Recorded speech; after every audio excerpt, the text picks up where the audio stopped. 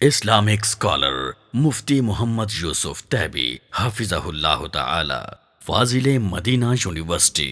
الحمدللہ رب العالمین والصلاة والسلام علی رسولہ الکریم وعلی آلہ وصحبہ اجمعین۔ آج ہم پڑھ رہے ہیں 11واں پارہ۔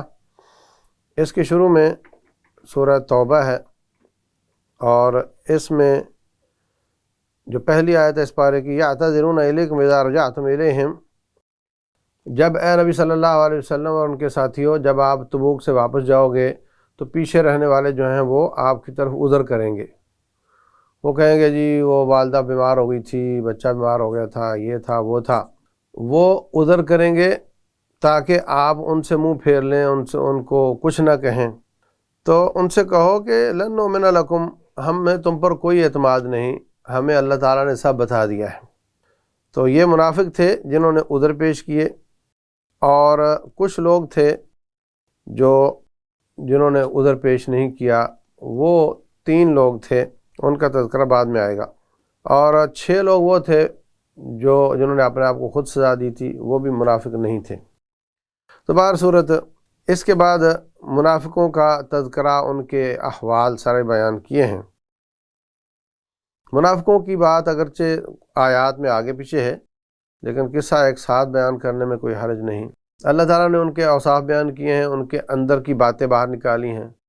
وَمِنْهُمْ وَمِنْهُمْ وَمِنْهُمْ، ان میں ایسے بھی ہیں، ان میں ایسے بھی ہیں، ان میں ایسے بھی ہیں۔ ان کی ایسی اندر کی باتیں بیان کی ہیں، راز کی باتیں بیان کی ہیں، ان کا پردہ فاش کیا ہے، ان کو ذلیل کیا ہے اللہ تبارک و تعالیٰ نے بیان کر کے کہ بظاہر کلمہ پڑھتے ہیں مگر اندر سے یہ اس طرح کے ہیں۔ انہوں نے دیکھا کہ ہماری باتیں جو مسجد نبوی میں بیٹھ کر ہم کر لیتے ہیں وہ تو کسی نہ کسی طریقے سے نکل جاتی ہے، تو ہم ایسا کریں کہ ایک مسجد ہی الگ بنا لیتے ہیں۔ تو اس کا نام مسجد درار رکھا، یعنی انہوں نے نہیں رکھا مگر اللہ تعالیٰ نے اس کو مسجد درار کہا۔ تو یہ لوگ چاہتے تھے کہ رسول اللہ صلی اللہ علیہ وسلم آئیں اور ہماری مسجد کا افتتاح کریں، اور ہم لوگوں کو گمراہ کریں کہ دیکھو جی ہم بھی تو ان کے ساتھ ہیں نا، ہمارا بھی افتتاح نبی صلی اللہ علیہ وسلم نے کیا تھا نا۔ تو اس طریقے سے ان کو پھانسیں، اور یہاں ہم آزاد ہوں گے، جو چاہے بات کریں، جو چاہے مشورہ کریں، ہمیں کوئی پوچھے گا نہیں، ہماری کوئی رپورٹنگ نہیں کرے گا۔ تو رسول اللہ صلی اللہ علیہ وسلم نے حامی بھی بھر لی تھی۔ تبوک سے واپسی پر جب ان کا کردار سامنے آیا کہ ان کے کچھ لوگ گئے اور باقی لوگ گئے ہی نہیں، جو گئے انہوں نے وہاں جا کر، وہ 12 تھے کم از کم، انہوں نے واپسی پر رسول اللہ صلی اللہ علیہ وسلم کو شہید کرنے کی کوشش کی۔ ہوا یہ کہ سارا قافلہ جا رہا ہے، تو فرمایا کہ یہ جو چھوٹا راستہ، تنگ راستہ ہے، اس سے کوئی نہیں جائے گا۔ تو نبی صلی اللہ علیہ وسلم اور ان کے چند ساتھی وہاں سے گزرے، اور باقی جو ساتھی تھے وہ تھوڑے لمبے راستے سے گزر گئے۔ یہ منافق اندھیرے کا فائدہ اٹھاتے ہوئے ادھر سے گزرے آپ کو تکلیف دینے کے لیے۔ تو اللہ تعالیٰ نے پھر ان کا پردہ فاش کر دیا، اور پھر اللہ تعالیٰ نے بچا بھی لیا آپ کو، اور ان کے نام پھر رسول اللہ صلی اللہ علیہ وسلم نے حضرت حذیفہ بن یمان کو بتا دیے تھے۔ تو ان کی کوئی سازش کامیاب نہ ہوئی اور ہر طرف سے پٹ گئے۔ اس کا تذکرہ اس میں ہوا ہے۔ دوسرا اس میں جو مخلص صحابہ کرام ہیں ان کا تذکرہ ہوا ہے۔ تو ان میں مخلص لوگوں میں کہا سابق والسابقون الاولون من المہاجرین والانصار، جو انصاری اور مہاجر ابتدائی مسلمان ہیں ان کے بارے میں کہا، اور جو ان کے پیچھے آئے احسان کے ساتھ اچھے طریقے سے دین پر عمل کیا، ان سب پر اللہ تعالیٰ راضی ہو گیا اور اللہ پر راضی ہو گئے۔ یہ آیت تمام صحابہ کرام کے لیے تزکیہ ہے، جو پہلے مسلمان ہوئے اور جو ان کے پیچھے چلے، سب کے لیے تزکیہ کہ اللہ ان پر راضی ہو گیا اور اللہ ان پر راضی ہو گیا۔ اس کے ساتھ پھر وہ مخلص صحابہ کرام جو جہاد میں نہیں جا سکے کسی وجہ سے مگر وہ مخلص تھے، ان کا تذکرہ ہوا۔ تو کچھ لوگ تھے عذر والے، اللہ تعالیٰ نے ان کا عذر بھی بیان کیا۔ فرمایا وہ لوگ جو بیمار تھے یا اس طرح کا عذر تھا، ان پر کوئی حرج نہیں۔ وَلَا عَلَى الَّذِينَ إِذَا مَا أَتَوْكَ لِتَحْمِلَهُمْ، اور ان پر بھی کوئی گناہ نہیں جو آپ کے پاس آئے تھے جی ہمیں سواریوں پہ بٹھاؤ، اور آپ نے معذرت کی تھی کہ میرے پاس سواریاں نہیں ہیں، اور وہ واپس گئے تھے اور ان کی آنکھوں سے آنسوؤں کی برسات جاری تھی، ان پر بھی کوئی گناہ نہیں ہے۔ گناہ تو ان پر ہے جن کے پاس سواریاں بھی تھیں اور وہ نہیں آئے، یا وہ منافق تھے۔ تو یہ 4 گروپ بن گئے۔ ایک نبی صلی اللہ علیہ وسلم کے مخلص ساتھی جو ساتھ گئے، ایک مخلص ساتھی جو پیچھے رہ گئے، غلطی تھی ان کی، ایک منافقوں کا گروہ اور ایک اہل آزار کا گروہ جن کو عذر تھا کوئی، تو باقی سب کو معافی مل گئی، منافقوں کو بھی مل گئی، اس لیے جھوٹ بولا تھا انہوں نے، مگر اللہ نے ان کا راز فاش کیا۔ اب رہ گئے وہ لوگ جو آ نہیں سکے مگر ان کا کوئی عذر بھی نہیں تھا۔ یہ 9 لوگ ان میں سے وہ تھے جو کل ٹوٹل 9 لوگ تھے، ان میں سے 6 وہ تھے جو جب آپ کا پتہ چلا کہ آپ تشریف لا رہے ہیں، انہوں نے اپنے آپ کو مسجد نبوی کے ستونوں کے ساتھ خود ہی باندھ لیا، یہ ہم تو مجرم ہیں، آپ کھولو گے تو کھولو گے ورنہ نہیں۔ تو ان کی تو اسی طرح جلد ہی توبہ قبول ہو گئی۔ 3 وہ تھے جنہوں نے ایسا نہیں کیا، ہلال بن امیہ اور کعب بن مالک اور مرارہ بن ربیع رضی اللہ عنہم۔ انہوں نے آ کر صاف صاف بول دیا حضرت کوئی عذر نہیں تھا، خیال تھا اب نکلتا ہوں تب نکلتا ہوں، لیٹ ہو گیا، شیطان نے لیٹ کر دیا۔ آپ نے فرمایا پھر تمہارا کیس تو چلا گیا سپریم کورٹ میں، اللہ ہی فیصلہ کرے گا، تمام بھائی ان سے بائیکاٹ کرو، حتیٰ کہ ان کے بھائی، حقیقی بھائی، ان کی بیویاں بھی ان کے سلام کا جواب نہیں دیں گی۔ دن گزرتے گئے، بہت پریشانی بڑھ گئی، یہاں تک کہ ایک دن اعلان ہوا کہ ان کی بیویاں ان سے ویسے الگ کر دی جائیں۔ تو ہلال بن امیہ کی بیوی آ کر کہنے لگی جی حضرت وہ تو روتے رہتے ہیں اور اگر میں نے ان کو کھانا نہ دیا تو وہ تو مر جائیں گے، تو اگر آپ اجازت ہو تو خالی کھانا دے دیا کروں۔ تو فرمایا ٹھیک ہے۔ کعب بن مالک کے جوان تھے، وہ بوڑھے تھے، تو کعب بن مالک کا یہ عذر بھی نہیں تھا، اس لیے ان کی بیوی بھی الگ ہو گئی۔ پھر وہ وقت بھی آیا کہ عیسائیوں کے بادشاہ نے ان کو خط لکھا کہ آپ سارے مارکوں میں، اکثر مارکوں میں جاؤ اور ایک مارکے میں نہ جاؤ، اور آپ کو اتنی سزا ملی ہے، یہ کوئی انصاف نہیں، آپ ہمارے پاس آ جاؤ، ہم آپ کو بہت دیں گے۔ تو وہ خط بھی انہوں نے تنور میں ڈال دیا، جلا دیا۔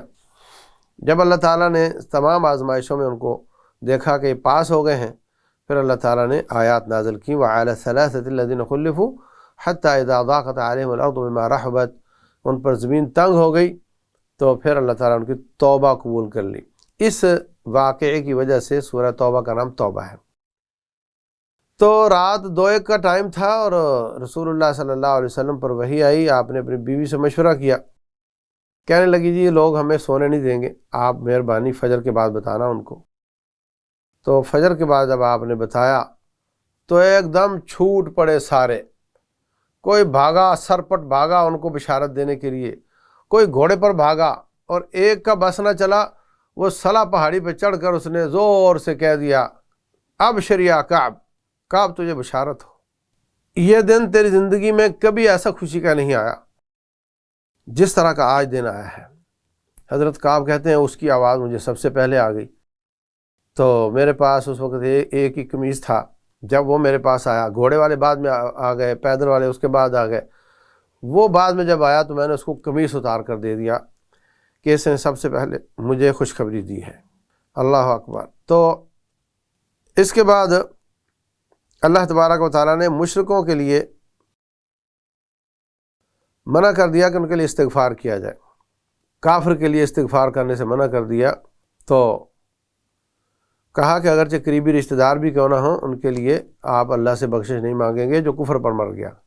پھر سوال پیدا ہوتا تھا کہ ابراہیم علیہ السلام نے اپنے باپ کے لیے کیوں استغفار کیا، تو اللہ نے اس کی وضاحت کر دی وَمَا كَانَ اسْتِغْفَارُ إِبْرَاهِيمَ لِأَبِيهِ إِلَّا مَوْعِدَةٍ وَعَدَهَا إِيَّاهُ، یہ تو وعدہ کی وفا تھی، انہوں نے کہا تھا میں تیرے لیے استغفار کروں گا، فَلَمَّا تَبَيَّنَ لَهُ أَنَّهُ عَدُوٌّ لِلَّهِ، جب پتہ چل گیا کہ وہ اللہ کا دشمن مر گیا ہے، تبرأ منہ، تو ابراہیم علیہ السلام اپنے باپ سے برات کا اظہار کر دیا تھا۔ اس کے بعد ایک 5واں گروہ ہے اعراب کا، بدو، جو دیہاتوں میں رہتے تھے، تو یہ لوگ کلمہ پڑھ لیا ٹھیک ہے، نماز بھی پڑھ لی، لیکن جہاد پر نہ جاتے تھے اور نہ ہی زیادہ صدقہ کرتے تھے۔ ان کے بارے میں اللہ نے وضاحت کی ہے کہ الاعراب اشد کفرا ونفاقا، ان میں بعض تو ایسے ہیں جو کافر ہیں اور نفاق کے بھرے ہوئے ہیں، کلمہ بعض نے پڑھا ہوا بعض نے نہیں پڑھا ہوا، اور بعض ان میں ایسے ہیں جو واقعتاً اچھا وہ صدقہ کریں بھی تو چٹی سمجھ کر کرتے ہیں، یہ جو منافق ہیں، اور بعض ایسے ہیں جو صدقہ کرتے ہیں تو اللہ کا قرب حاصل کرنا چاہتے ہیں۔ تو اعراب کی 2 قسمیں بیان کی۔ اس کے بعد اللہ تبارک و تعالیٰ نے جہاد فی سبیل اللہ کے فضائل بیان کیے کہ یہ لوگ پیچھے رہ گئے، مارکا بھی وہاں کوئی نہیں ہوا، موت سے ڈرتے تھے، مارکا بھی کوئی نہیں ہوا، اور وہ واپس آ کر سرخرو ہو گئے، یہ پیچھے رہ کر ذلیل ہو گئے۔ اگر یہ جاتے ما کان اہل مدینہ ومن حولہم من الاعراب ان یتخلفوا عن رسول اللہ، اہل مدینہ اور اس کے ماحول میں جو اس کے مضافات میں جو بدو رہتے ہیں ان کو لائق نہیں تھا کہ وہ پیچھے رہتے، اس لیے کہ جہاد تو قدم قدم پر اجر کا سبب ہے۔ فرمایا لا ذالک بانہم لا یصیبہم ظمأ ولا نصب ولا مخمصۃ فی سبیل اللہ، ان کو پیاس لگے، ان کو بھوک لگے، ان کو تھکاوٹ ہو، ولا یطعون موطئا یغیظ الکفار، وہ کوئی قدم اٹھائیں جس سے کافر پریشان ہو، اور ولا یقطعون وادیا، کوئی وادی کراس کریں، ہر بات پر اللہ ان کو اجر عظیم دے رہا ہوتا ہے، تو اس لیے پیچھے رہنا ان کے لائق نہیں تھا۔ آخر میں اللہ تعالیٰ فرماتے ہیں لقد جاءکم رسول من انفسکم عزیز علیہ ما عنتم، تمہارے پاس ہمارے رسول آئے ہیں جو تم میں سے ہیں، تمہیں جو مشقت میں ڈالنے والی چیز ہے وہ ان پر بڑی شاق اور بوجھل گزرتی ہے، اور وہ تمہارے لیے بڑے حریص ہیں، ہر قسم کی خیر تمہارے لیے لانا چاہتے ہیں، ہر شخص کو مومن بنانا چاہتے ہیں، اور بالمومنین رؤوف الرحیم، مومنوں کے ساتھ رؤوف بھی ہیں رحیم بھی ہیں۔ رؤوف الرحیم اللہ کا نام بھی ہے، رؤوف الرحیم مخلوق کا نام بھی ہے، جیسے اس آیت میں ہے۔ تو بعض نام اللہ کے ایسے ہیں جیسے العزیز سورہ یوسف میں، وہ مصر کے بادشاہ کے لیے بھی ہے، جبکہ اللہ بھی العزیز ہے۔ اور ہر شخص کے بارے میں کہا کہ فجعلناہ سمیعا بصیرا، ہم نے انسان کو سمیع بصیر بنایا، تو اللہ بھی سمیع بصیر ہے۔ تو نام ایک ہونے سے ان کی خصلت یا صفت یا وصف وہ ایک نہیں ہو جاتا۔ اللہ کا رؤوف رحیم ہونا اللہ کے لائق، مخلوق کا رؤوف رحیم ہونا مخلوق کے لائق، اللہ کا العزیز ہونا اللہ کے لائق، مخلوق کا العزیز ہونا مخلوق کے لائق، اس سے کوئی فرق نہیں پڑتا۔ اس کے بعد سورہ یونس ہے، یہ مکی صورت ہے، اس میں توحید کا بیان ہے، آخرت کا بیان ہے، قرآن کی حقانیت اور سابقہ 3 قوموں کا ذکر ہوا ہے۔ پہلی بات تو یہ کہ یہ لوگ تعجب کرتے ہیں کہ ایک انسان کیسے نبی بن سکتا ہے، اکان للناس عجبا ان اوحینا الی رجل منہم، یہ بڑی قوموں کا اشکال رہا ہے۔ کہتے ہیں جی ڈرانے والا آنا تھا تو کوئی اور مخلوق ہوتا، آج ہمارے مسلمانوں کا بھی یہ اشکال ہے۔ تو وہ نبی صلی اللہ علیہ وسلم کو آدم کی اولاد سے ہی نکال دیتے ہیں، بولے نہیں یہ تو کوئی نعوذ باللہ، کوئی کہتا ہے اللہ کا جز ہیں، اللہ کے نور کا حصہ ہے، نعوذ باللہ۔ یہ سب مبالغہ آرائیاں ہیں، اور نبی صلی اللہ علیہ وسلم نے فرمایا تھا لا تطرونی کما اطرت النصارى ابن مریم، جیسے عیسائیوں نے ابن مریم کو بڑھا چڑھا دیا تھا، مجھے ایسے مت کرنا۔ 3 سے 23 نمبر آیت تک توحید کے دلائل ہیں، مختلف طریقوں سے اللہ تبارک و تعالی اپنی وحدانیت کے تذکرے اور اس کے دلائل پیش کر رہے ہیں۔ تو اللہ تبارک و تعالی نے ہی آسمان بنایا، اسی نے سورج بنایا، اس نے چاند بنایا اور اس کی منزلیں طے کر دیں تاکہ تمہیں عدد السنین والحساب، تمہیں سالوں کا اور حساب کا پتہ چل سکے۔ چاند جو ہے یہ مہینے بتاتا ہے اور سال بتاتا ہے، سورج یہ دن کے 24 گھنٹے بتاتا ہے۔ تو یہ سارے کے سارے اللہ تعالیٰ کے کرشمے ہیں، اس نے بنائے ہیں، اور یہ اللہ نے سب کچھ حق کے طور پہ بنایا ہے، اور یہ اس میں سب میں آپ کے لیے نشانیاں ہیں۔ ان فی اختلاف اللیل والنہار، دن رات کے آنے جانے میں، اور جو اللہ تعالیٰ نے زمین و آسمان بنائے ہیں اس میں سب میں تمہارے لیے نشانیاں ہیں۔ پھر جو ان سب نشانیوں پر منہ پھیر لیتا ہے وہ اللہ تعالیٰ اس کے لیے سزا کا اعلان کرتا ہے، اور جو مان جاتا ہے اس کے لیے انعام و اکرام کا تذکرہ کرتا ہے۔ یہ لوگ اپنے لیے شر کا مطالبہ کرتے ہیں کہ ہم پر اپنے لیے بد دعائیں کرتے ہیں، اگر ہم ان کی باتیں مان لیں تو یہ تباہ و برباد ہو جائیں۔ جب انسان کو تکلیف آتی ہے تو ہر وقت ہائے ہائے اور دعائیں کرتا ہے اللہ تعالیٰ سے، ہر حالت میں کرتا ہے۔ جب اللہ تعالیٰ تکلیفیں رفع کر دیتا ہے تو پھر اللہ کو بھول جاتا ہے، جیسے اللہ اس کو کبھی تکلیف آئی ہی نہیں تھی۔ اس کے بعد اللہ تعالیٰ جو خشکی کے بعد تری کی چیزیں بیان کرتے ہیں کہ اللہ ہی ہے جو تمہیں خشکی اور تری میں تمہاری حفاظتیں کرتا ہے، اور وہاں پر موافق ہوا چلتی ہے تو آپ کو منزل پر پہنچا دیتی ہے، مخالف ہوا آتی ہے تو تم پریشان ہو جاتے ہو، کشتی بھنور میں پھنس جاتی ہے، پھر اللہ کو ہی یاد کرتے ہو، اور جب اللہ تعالیٰ خشکی میں نجات دے دیتا ہے تو پھر اس کا شریک ٹھہرانے لگ جاتے ہو۔ حالانکہ ہر حالت میں، خشکی اور تری میں، ہر جگہ پہ آپ کو اللہ تبارک و تعالیٰ ہی کو پکارنا چاہیے۔ اور اس کے بعد کچھ آخرت کا تذکرہ ہے، اور بعث اور نشور کا، دوبارہ اللہ اٹھائے گا، پھر حساب کتاب ہوگا، اور اللہ تبارک و تعالیٰ آپ کو جنت کی طرف بلاتا ہے اور جس کو چاہتا ہے سیدھے راستے کی ہدایت دیتا ہے۔ یاد رکھو، جہاں بھی جس کو چاہتا کا تذکرہ آتا ہے قرآن حکیم میں، جا بجا آتا ہے، وہ مقصد یہ ہوتا ہے کہ اللہ تبارک و تعالیٰ بعض لوگوں کو ان کی دعوت دین کی ناقدری کی وجہ سے سزا دے رہا ہوتا ہے۔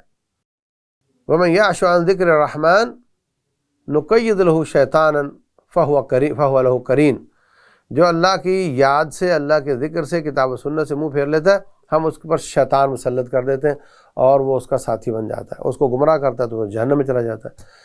تو اب اس کو اللہ نے ہدایت دینے کا ارادہ نہیں کیا، وجہ اس کا اللہ کے ذکر سے اراد کرنا ہے۔ تو جہاں بھی اللہ کی چاہت کا تذکرہ آتا ہے ہدایت کے بارے میں، اس سے یہی مراد ہوتی ہے کہ اللہ نے سزا دیا کسی کو تو وہ الگ بات ہے، اس کو تو ہدایت نہیں مل سکتی، اور جس کو جو اللہ کی آیات کی قدردانی کرتا ہے اللہ اس کو ہدایت ضرور دیتا ہے۔ پھر اللہ تبارک و تعالیٰ فرماتے ہیں، هل من شرکائکم من یہدی الی الحق قل اللہ یہدی للحق، کیا تمہارے شریک حق کی ہدایت دے سکتے ہیں؟ اللہ دیتا ہے۔ تو اللہ ہدایت دیتا ہے، مگر جو ناقدری کرے پھر اس کو ہدایت سے دور کر دیتا ہے۔ اس کے بعد مشرکین کا تذکرہ ہے، اور آخر میں اس کے بعد قرآن کی عظمت کا تذکرہ ہے۔ اے ایمان والو، تمہارے پاس ہماری نصیحت آئی ہے، قد جاءکم موعظۃ من ربکم وشفاء لما فی الصدور وہدی ورحمۃ للمؤمنین، یہ سینوں کے اندر جو ہے اس کی شفا ہے۔ تو سینے میں دل ہے، دل کی شفا ہے، دل ٹھیک ہو تو سارا جسم ٹھیک ہوتا ہے، اور یہ قرآن واقعتاً شفا ہے، پڑھنے سے انسان کو شفا ملتی ہے، جسم فزیکل بیماریاں بھی ٹھیک ہوتی ہیں، اور اس سے شیطانی شر اور نظر بد اور جادو وغیرہ بھی ٹھیک ہو جاتا ہے۔ اس کے بعد اللہ تبارک و تعالیٰ نے وہ 3 قوموں کا ذکر کیا ہے۔ نمبر 1 نوح علیہ السلام، تو انہوں نے کیسے کیسے اپنی قوم کو سمجھایا بجھایا اور 950 سال رہے اور وہ بعد نہیں آئے، تو کیسے پھر ان کے لیے دعا کر دی کہ اللہ ان کو تباہ کر دے، اور اللہ نے ان کو تباہ و برباد کر دیا۔ اس کے بعد موسیٰ علیہ السلام کا تذکرہ ہے کہ وہ اور ان کے بھائی ہارون علیہ السلام نے کیسے کیسے دعوت دی اور کیسے کیسے وہ آگے بڑھے، اور کیسے فرعون کا مقابلہ ہوا اور کیسے اس کی قوم باز نہ آئی، تو آخر کار وہ غرق ہو گئے اور اللہ نے ان کو نجات دے دی۔ آخر میں یونس علیہ السلام کا قصہ ہے۔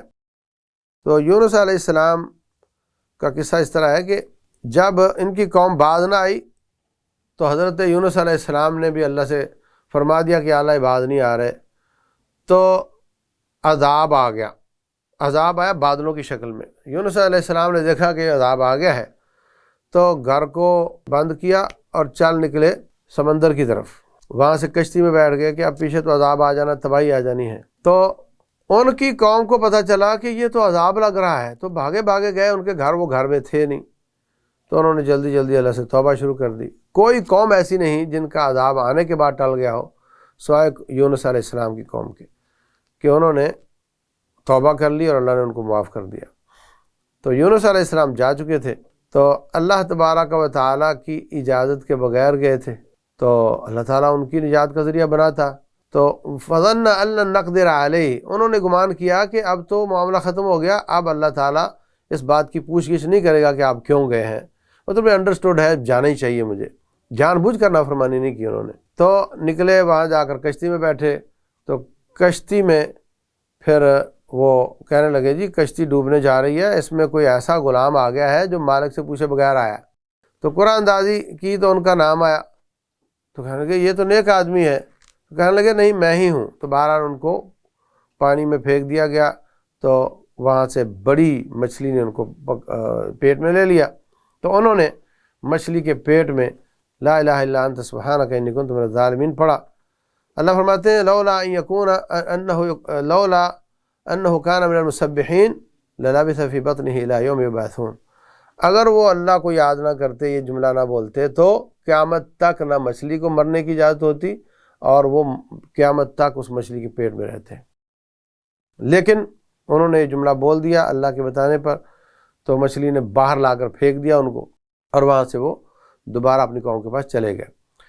تو اتنا شدید لاک ڈاؤن کہ مچھلی کے پیٹ میں ہے اور سانس لینا دوبر ہے اور پانی کے پیٹ میں ہے اور پتہ نہیں مچھلی کون ہے، کائنات کی کوئی ایجنسی اور کوئی فوج ان کو تلاش نہیں کر سکتی، لیکن جب انہوں نے لا الہ الا انت سبحانک انی کنت من الظالمین پڑھا تو ان کا مسئلہ حل ہو گیا، ان کا لاک ڈاؤن ختم ہو گیا۔